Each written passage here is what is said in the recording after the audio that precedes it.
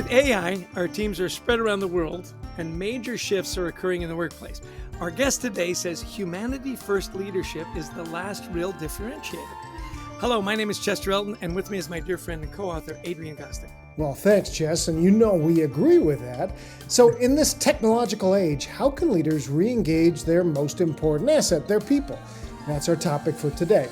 As always, we hope the time you spend with us will help reduce the stigma of anxiety at work and in your personal life. And with us is our new friend, Dr. Christie Smith, who has more than 35 years of experience advising the C-suite of Fortune 500 companies. Previously, she was the global head of talent and organization at Accenture, managing principal at Deloitte, and a global vice president for inclusion and diversity at Apple. Just a couple of companies that you've probably heard about. Her new book with Wiley is called Essential: How Distributed Teams, Generative AI, and Global Shifts are Creating a New Human-Powered Leadership. Fascinating title, fascinating subject. We are delighted to have you on the show, Christie. Thank you for finding the time. Oh my gosh, it's such a pleasure to be with you both. Thanks for having me. Well, Christy, I think you've hit just in that subhead alone. Yeah. You've hit everything that leaders we work with are talking about right now. So, and I know we struggle a lot with our subheads. So when we're writing books, so good for you here. One of the things I want to get to the human side, because you talk in the book about emotional maturity. So let's start there. What is that? And give us some kind of the ideas and traits of an emotionally mature leader. Yeah. Well, let me set the context a little bit and why we wrote this book. We wrote this book because no one is looking at the kind of tsunami of all the issues leadership is faced with today. People are talking about them one-off, whether that's return to work or AI or having a global economy be disrupted by war in the Middle East or the Ukraine. So we're dealing with what we saw is leaders and thought leaders talking about these things one-off. What we wanted to do is say that it is the combination of all of these things that leaders are facing that is unprecedented in our history since the Industrial Revolution. So we wanted to address all of these issues. And in the research, it points to what is the differentiator. If you're dealing with these as leaders, what differentiates you and what is needed by you from your employee base?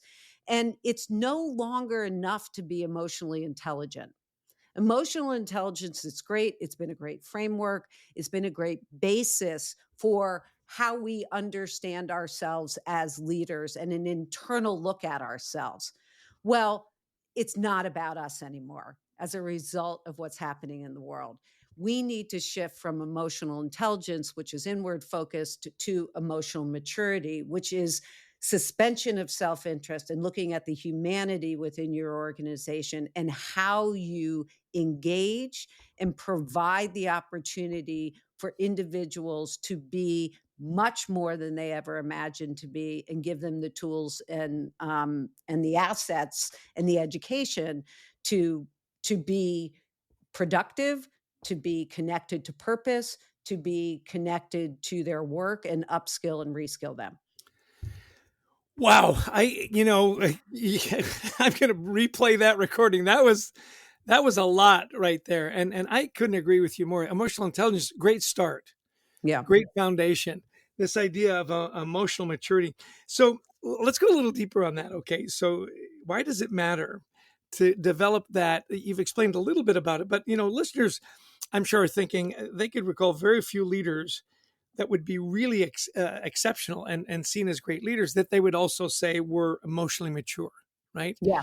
So why should we seek out to be more emotionally mature in a world that seems to be, really rewarding more of the narcissist and more of the, it's all about me. You said you've got to engage people and it's not so much about self-interest, it's about humanity, right? So Yeah. how do you do that in a world that's not rewarding that right now? Yeah. Well, so what we've seen is a major shift since the pandemic, right? Where we've asked for decades and decades and decades as leaders in an organization, rightfully so, what do we expect from employees? What are the competencies we need? What are the roles they need to play? What are the norms from a cultural standpoint? All of those things. And those are valid.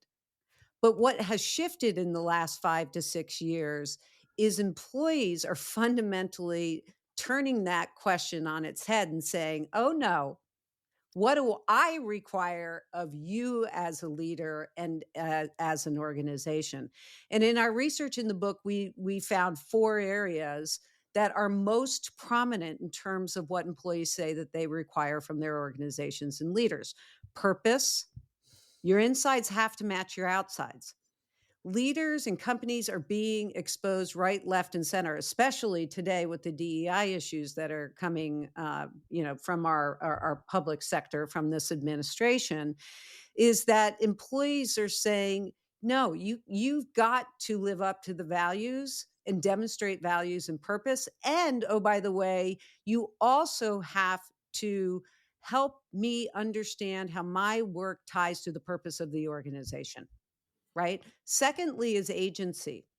And employees are requiring agency to do their work when, how, and where they want to do their work. Right. And, you might not get all of those answered, but the autonomy that what employees want require leaders to fundamentally restructure the way work is done. Right. And butts in seats and, swipes of your badge and monitoring and surveilling your employee base isn't going to work anymore. The third area is well-being, right? We are in a silent pandemic that we're not talking about or addressing like we did COVID.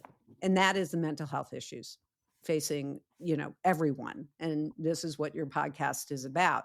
The rise of employee-based suicide, the rise of depression, anxiety, stress, LOAs, all of these things are happening and we're not addressing them. And so employees are saying, you must give us the resources to be healthy. We must structure work so that I'm not doing it 24/7. And the last area that employees require of their leaders is connection. And we have unfortunately defaulted to a 20th century solution in connection to return to office, which is butts and seats.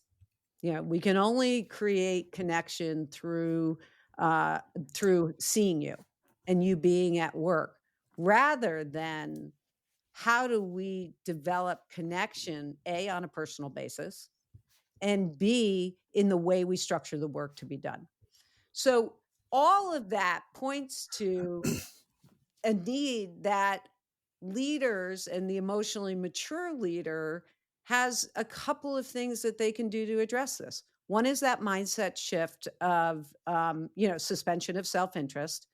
The second is behaviorally to be insatiably curious. This is the skill of the 21st century, not only with the advent of AI, but also with this dual relationship between employees and employers and the lack of skills that are available in the marketplace.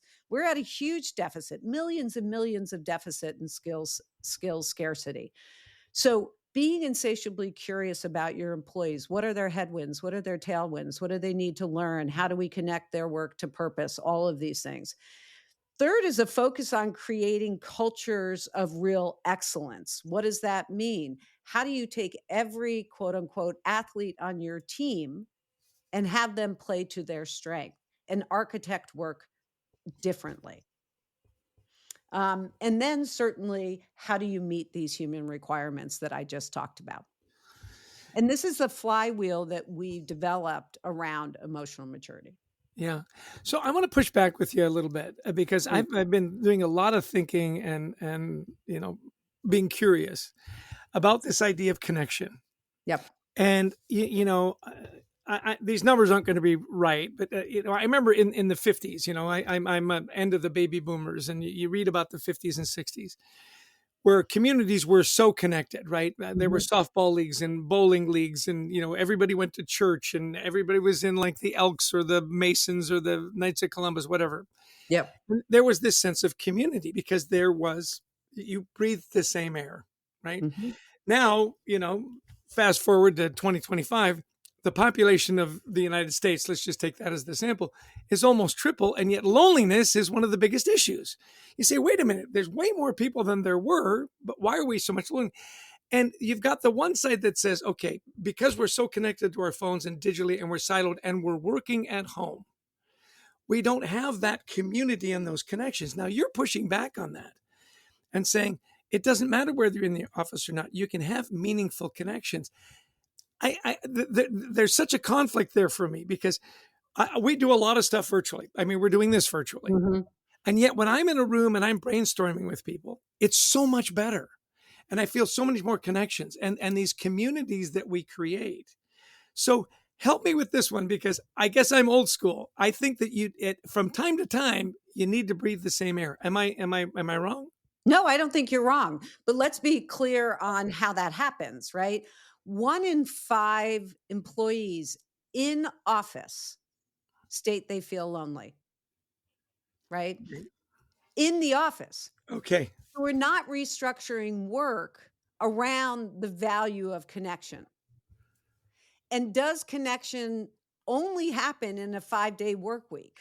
I don't think so, of being in the I office, right? 100% agree. Does not have to happen that Right. way. I think it's a failure of imagination of leaders to figure out how do you build connection, with a remote workforce.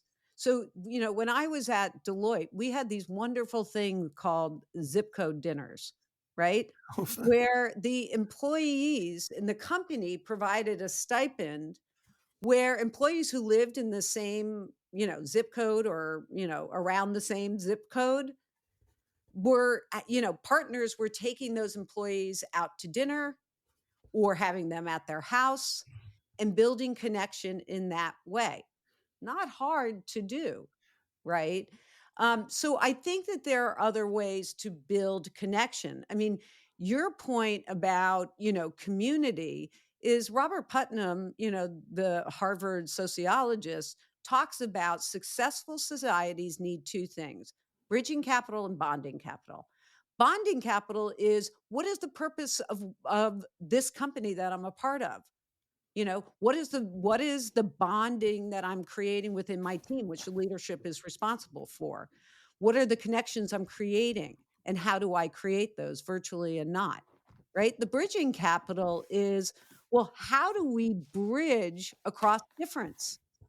How do we bridge across, P&L? How do we in silos? How do we bridge across differences? How do we hold conversations in the middle? We're so polarized in the world today that people are living in fear and anxiety, right? Yeah. And are unable to have that bridging conversation across difference because it's not valued, and we're not teaching people how to have that conversation in the middle. Zip Well, code dinners. I love Genius. that. Yeah, I Yeah. love that. I love this has been Genius. such a great Yeah. conversation. I think and Chess, I mean, we can push back on Christie. I think she's going to win every argument we have. But just letting you, warning you there. How do people learn more about your work, Christie? Where would you send them? Sure. I founded a company out of the work of my book called The Humanity Studio. So you can find us at thehumanitystudio.com. You can learn more about the book Essential at smith-monahan.com, and look forward to connecting with anyone. Awesome. That'd be great. Okay. So, somebody's listening to this. Not everybody listening is a leader. A lot of people are thinking, okay, this is great. I believe in everything you're saying, Christie, but I work for a leader who is not emotionally mature.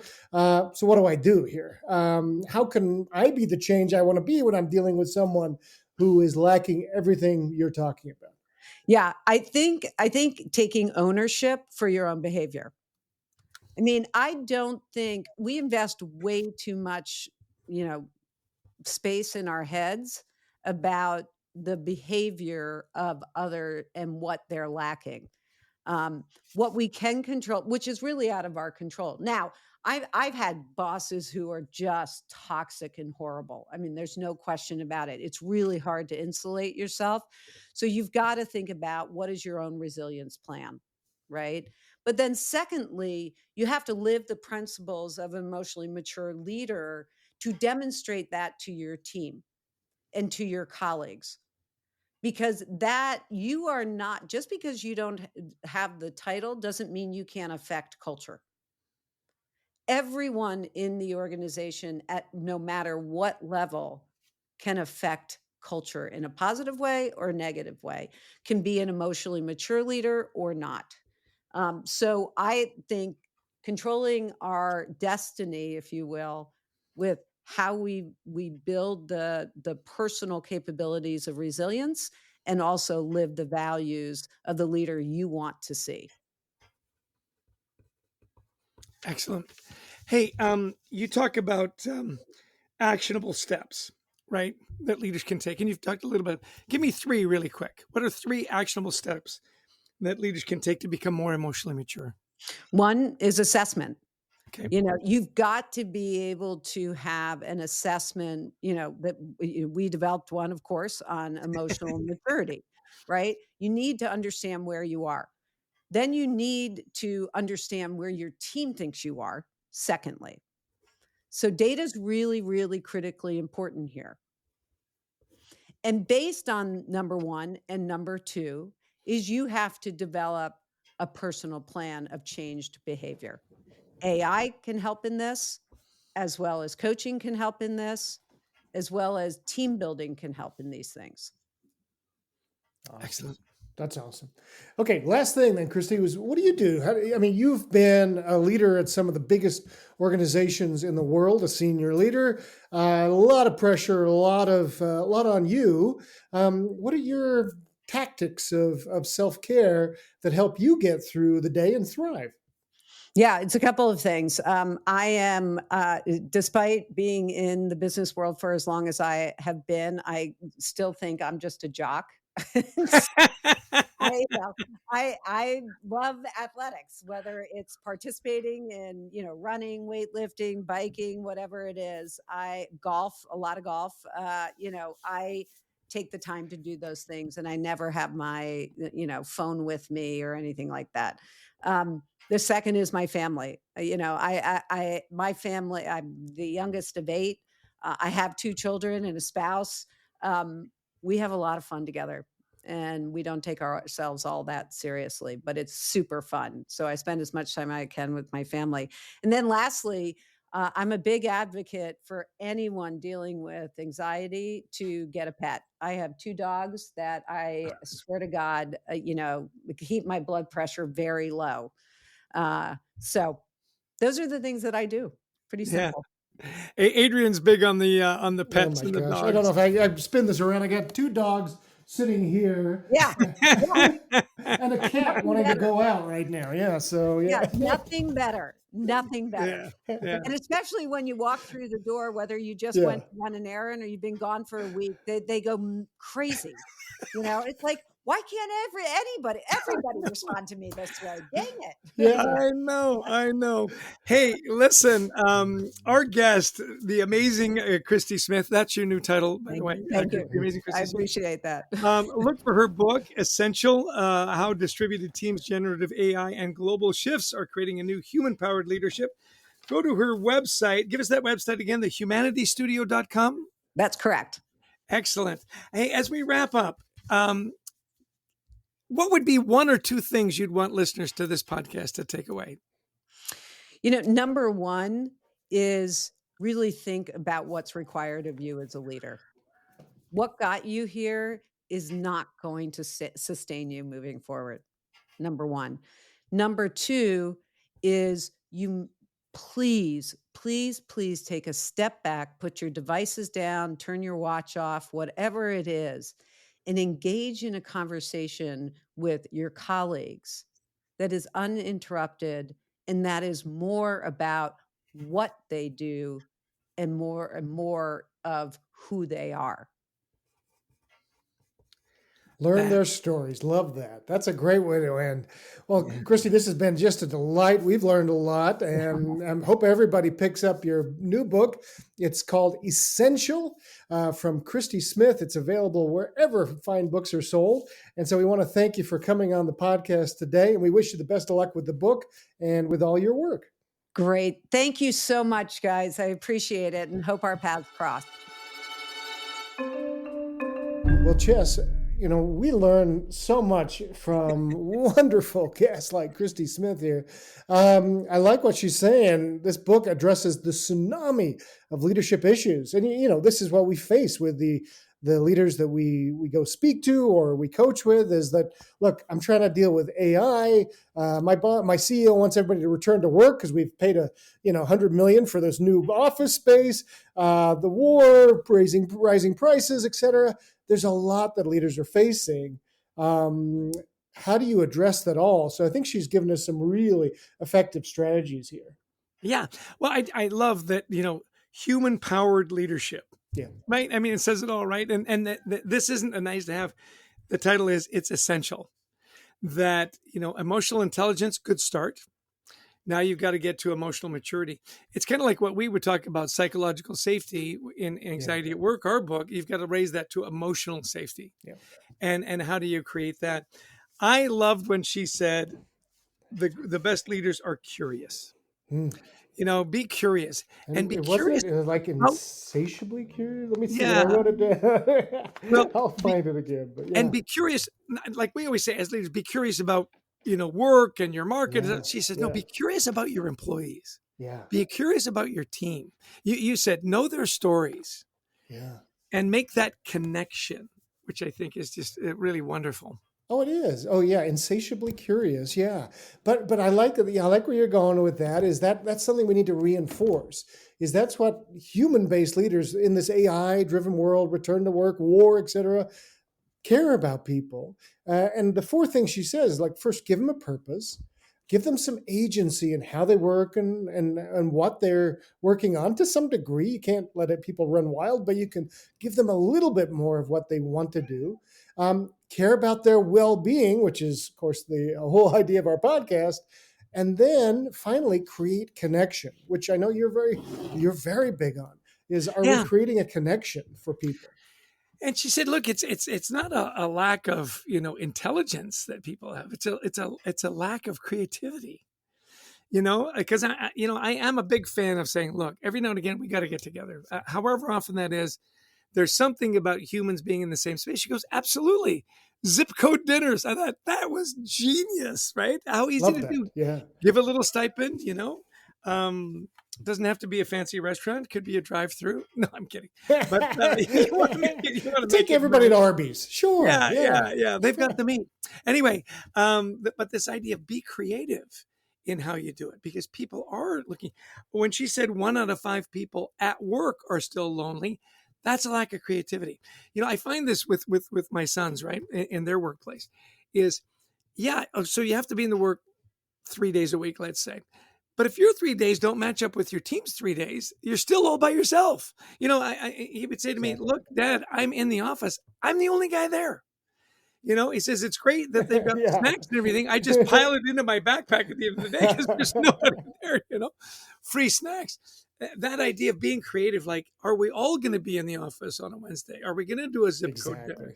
Are we going to get together and do whatever? But that insatiable curiosity about your people, I thought was just such a great takeaway. Well, and she's also saying, look, it's about yourself too. I liked what she said. It's like, assess yourself. I mean, that's why we have jobs as executive coaches, is so few leaders are or introspective or self-aware. So the first part of that is be aware of yourself. But then what do we do when we go work with somebody? We do a 360, right? Yeah. Our mentor, Marshall Goldsmith, taught us this, is you do a stakeholder-centered assessment of the people.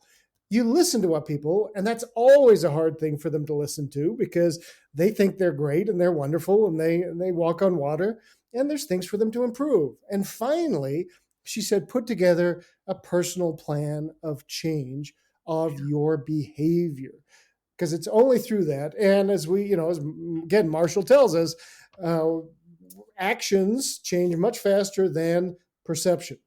It takes a long time to change people's perception of you. You got to work on this. Yeah. And lastly, she said, think about yourself as a leader. Who are you as a leader? Who do you want to be as a leader? And then step back and have conversations with your colleagues. Who are they and what kind of a leader do they need? Just really a lot of, pensive, like get the data, get the data, think about it, and then, like you say, put together a plan. Well, what a delight. Pages and pages of notes, and it's going to be great. Hey, what a smart, insightful guest who's pushed us. Her book is doing really well, hit a lot of bestseller lists. So we want to thank Christie for joining us today. When you think of smart and insightful, of course, you think of our producer, Brent Klein. Also, our booking manager, Christy Lawrence, who helps us find amazing guests like Christie. We want to thank all of you who've listened in. The smartest podcast audience in the world.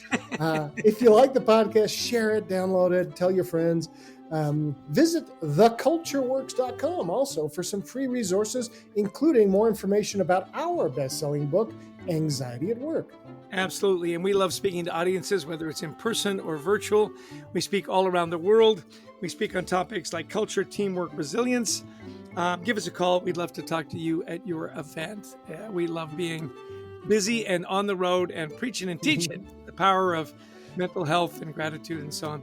Well, listen, always a pleasure to be with you, Adrian. I second on Brent Klein. Brilliant. Christy Lawrence. We don't have guests without her. We've got a great team for which we are very grateful. As always, I give you the last word. Hey, thanks everybody for joining us. Until next time, we wish you the best of mental health.